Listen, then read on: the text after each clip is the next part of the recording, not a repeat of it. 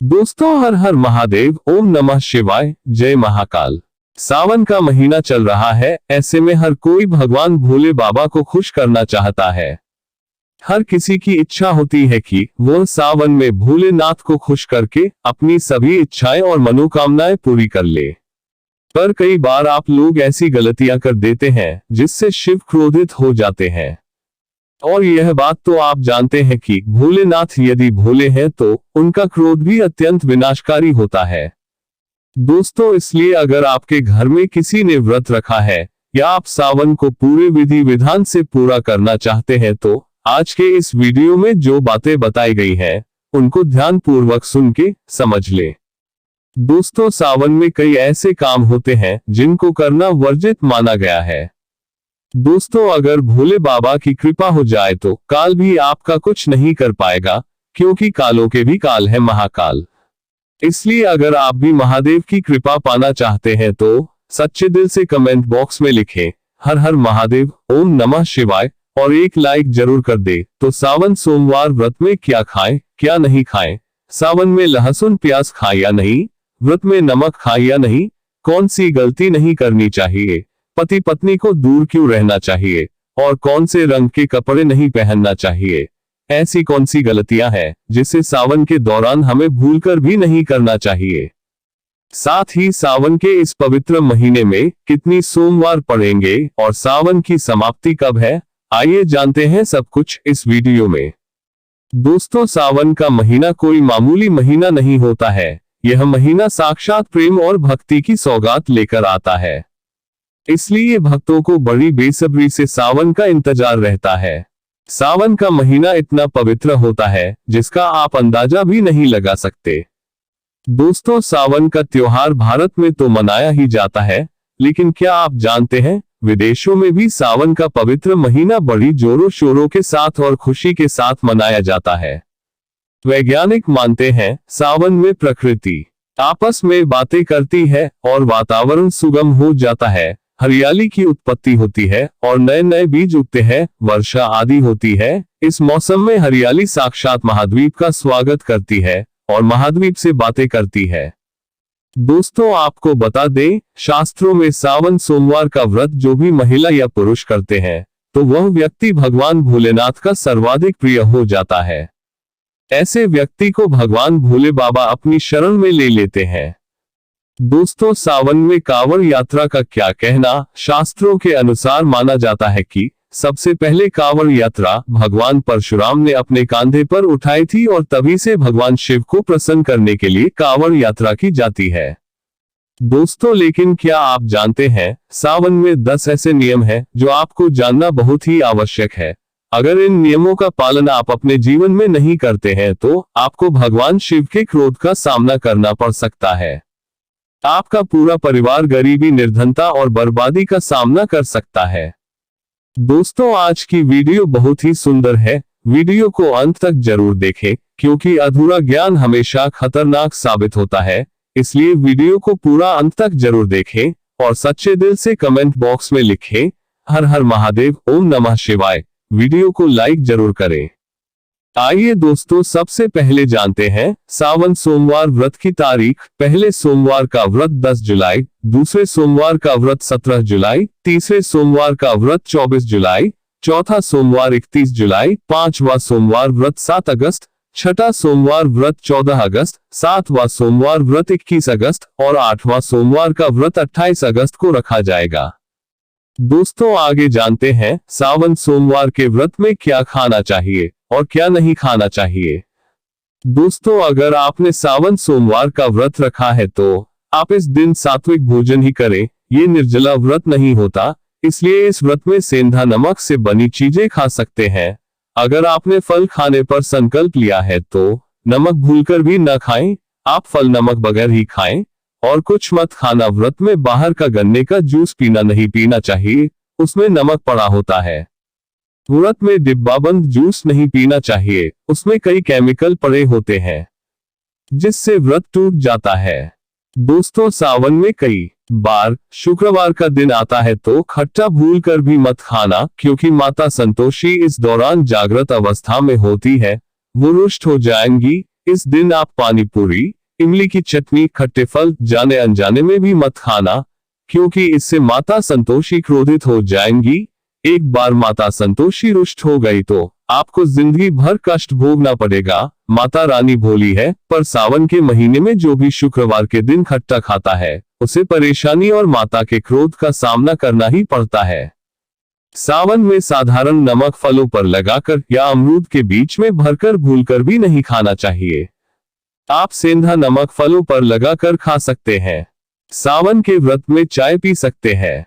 दोस्तों, सावन के व्रत में दूध नहीं पीना चाहिए, इससे भगवान शिव क्रोधित हो जाते हैं।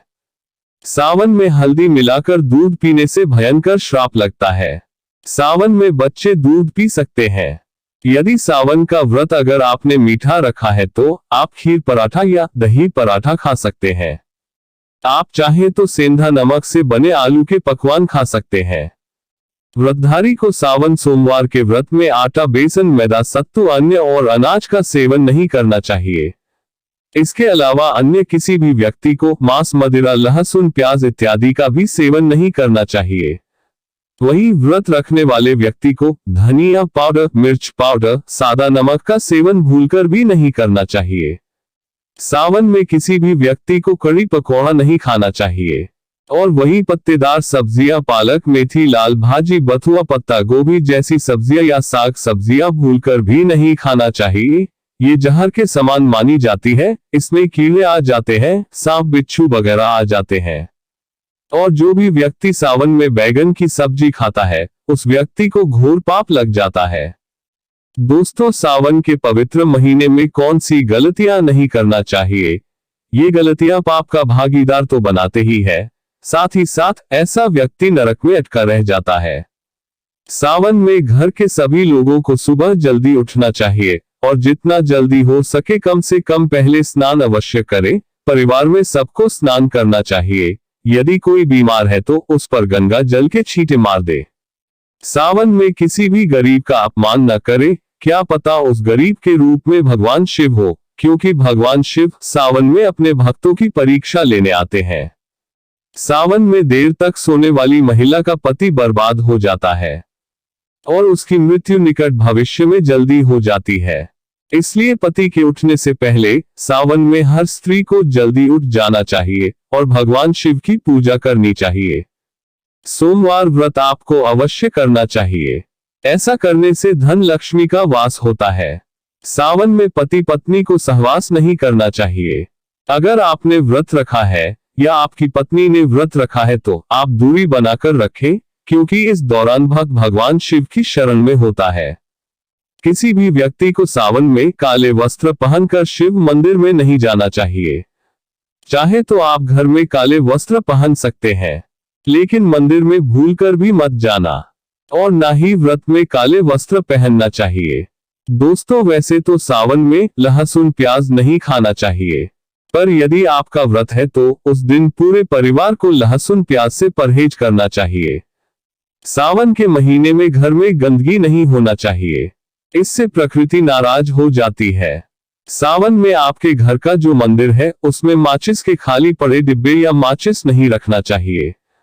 सावन में घर में किसी भी व्यक्ति को गाली नहीं देना चाहिए, चुगली आदि नहीं करना चाहिए, पत्नी को अपशब्द नहीं बोलना चाहिए और न ही पति को अपशब्द बोलना चाहिए।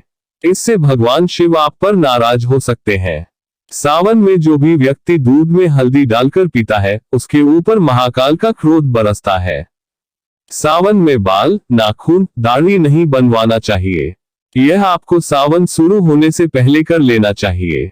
कोई ज्यादा समस्या हो तो आप ऐसा कर सकते हैं, पर शिवजी से क्षमा अवश्य मांग लीजिए। सावन में शरीर पर तेल नहीं लगाना चाहिए। माता पिता का सम्मान करना चाहिए, क्योंकि माँ माता पार्वती और पिता भगवान शिव को माना जाता है। इसलिए माता पिता में इन दोनों का वास होता है। माँ पिता का आदर करने से भगवान शिव और माँ पार्वती प्रसन्न होती है। सावन में देवी देवता से जुड़ी कोई भी शुभ चीज उपहार के तौर में कभी किसी को मत देना, नहीं तो भगवान शिव आपके घर से सदैव के लिए चले जाएंगे। दोस्तों, आप जानते हैं सावन के इस पवित्र महीने में शिवलिंग पर कौन कौन सी चीजें चढ़ानी चाहिए और कौन सी चीज नहीं चढ़ाना चाहिए जिससे आपको पाप न लगे। दोस्तों, शिव पुराण के अनुसार शिव भक्तों को कभी भी भगवान शिव को तुलसी, हल्दी और सिंदूर सहित ये 6 वस्तु नहीं चढ़ाना चाहिए। पौराणिक कथा के अनुसार केतकी के फूल ने ब्रह्मा जी के झूठ में साथ दिया था, जिससे नाराज होकर भगवान भोलेनाथ ने केतकी के फूल को श्राप दिया, इसलिए केतकी का फूल शिवलिंग पर नहीं चढ़ाया जाता। और वहीं नारियल का पानी भी शिवलिंग पर कभी भी अर्पित नहीं करना चाहिए। शंख से जल भी भगवान भोलेनाथ को नहीं चढ़ाना चाहिए। शास्त्रों के अनुसार सुबह 5 बजे से लेकर सुबह 11 बजे तक शिवलिंग पर जल चढ़ाना बहुत ही शुभ और अत्यंत मंगलकारी होता है। कभी भी शाम के समय शिवलिंग पर जल न चढ़ाएं। शास्त्रों के अनुसार शिवलिंग पर काली मिर्च चढ़ाने से रोगों का नाश होता है।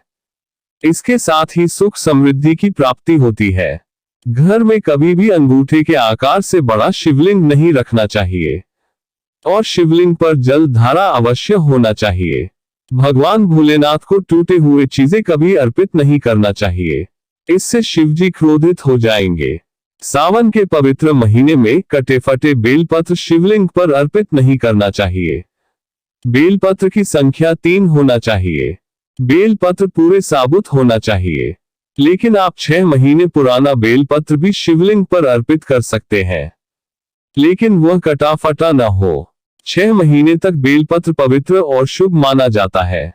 सच्चे दिल से बेलपत्र शिवलिंग पर चढ़ाने से मनोकामनाएं पूर्ण हो जाती है। भगवान शिव को दूध में पानी डालकर नहीं अर्पित करना चाहिए, इससे आपको फल भी इसी तरह ही मिलेगा। भगवान शिव को 1 बूंद दूध भी आप अर्पित कर सकते हैं, पर दूध शुद्ध होना चाहिए और आपका मन भी शुद्ध होना चाहिए। शास्त्रों के अनुसार पीतल के कलश से शिवलिंग पर दूध चढ़ाना सबसे उत्तम बताया गया है।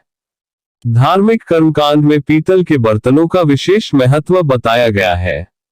आपको बता दें, सोमवार को पीतल के कलश से ही शिवलिंग पर दूध से अभिषेक करना बताया गया है। स्टील और प्लास्टिक से बने बर्तन का प्रयोग न करें। शिवलिंग पर जल चढ़ाते समय वह जल आपके पैरों के पास नहीं जाना चाहिए, अशुभ माना जाता है।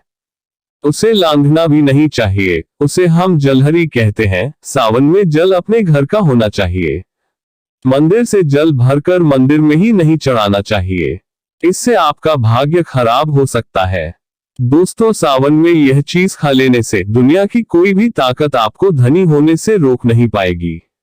अगर आपने सावन में यह चीज खा ली तो आपको करोड़पति होते देर नहीं लगेगी, लेकिन सच्चे दिल से ही खाना है और पूरा विश्वास रखना है। आइए जानते हैं, सावन में शिव भक्तों को शिवलिंग पर चढ़ा हुआ प्रसाद के रूप में धतूरा जरूर खाना चाहिए। इसे आपको ज्यादा नहीं खाना है, बस अपनी जुबान पर हल्का सा टच करना है। ज्यादा खाएंगे तो आप बीमार पड़ जाएंगे, इसलिए बस जुबान टच कर ले। आप देखना, आपके अंदर सकारात्मकता का संचार होगा और आपको धनी होने से कोई नहीं रोक पाएगा।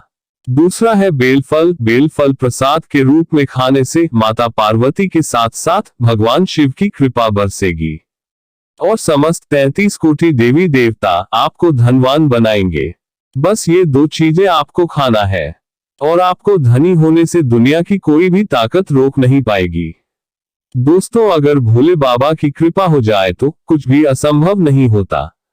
वीडियो में बताई जानकारी आपको पसंद आई हो तो वीडियो को लाइक करें, शेयर करें और ऐसी बहुत सी जानकारियां जानने के लिए हमारे चैनल को सब्सक्राइब करें और बेल आइकॉन प्रेस करें, जिससे आपको नोटिफिकेशन मिल सके और आपकी कोई वीडियो मिस ना हो। धन्यवाद। आपका महाकाल भक्त।